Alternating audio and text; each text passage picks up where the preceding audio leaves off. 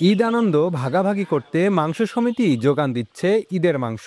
২০ থেকে ২৫ জন সদস্য মিলে সাপ্তাহিক বা মাসিক ভিত্তিতে নির্দিষ্ট পরিমাণ টাকা জমা করা হয়। বছর শেষে ঈদের আগে সেই জমাকৃত টাকা দিয়ে কেনা হয় গরু।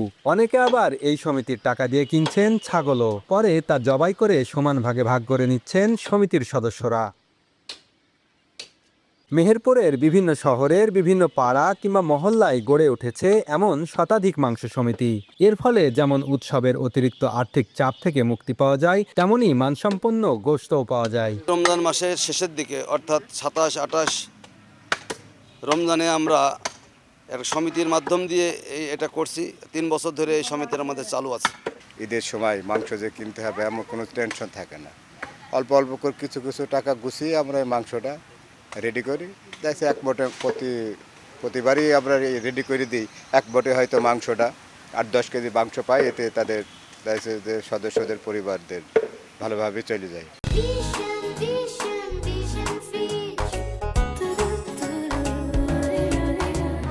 প্রতিবার রমজানের শেষের দিকে আমরা আমাদের মাংসের চাহিদা পুরা করার জন্য আমরা একটা সমিতির মাধ্যমে অল্প কিছু টাকা জমা করি এবং এই টাকা দিয়ে গরু বা ছাগল কিনে আমরা আমাদের মাংসের চাহিদা পুরা করি।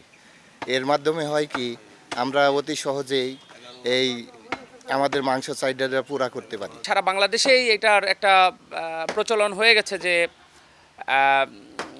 গরু সাধারণত বা ছাগল সবাই মিলে কিনে জবাই করে ভাগ করে নিচ্ছে। সেটার একটাই উদ্দেশ্য হলো যে বাজারে অনেকে অসুস্থ গরু, অসুস্থ ছাগলগুলো জবাই করে একটা চড়া দামে বিক্রি করার চেষ্টা করছে। এজন্য মানুষ সচেতন হয়েছে। মানুষ সচেতনের কারণেই বেসিক্যালি এই সমিতি এবং একটা একত্র মিলে গরু জবাই করার জন্য একত্র হয়েছে।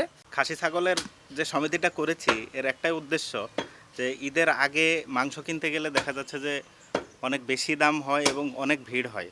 তো সেই ক্ষেত্রে আমরা চেষ্টা করেছি যে পাড়ায় ৩-৪ জন অথবা ৮ জন ১০ জনকে নিয়ে একত্রে হয়ে একটা বিন্দু বিন্দু সঞ্চয় করে আজকে ২টা খাসি আমরা এখানে জবাই করেছি। ঈদের সময়তে অনেক ভিড় হয়, মাংস নিতে খুব কষ্ট হয় এবং আমরা সঠিক মাংসটা পাইনি।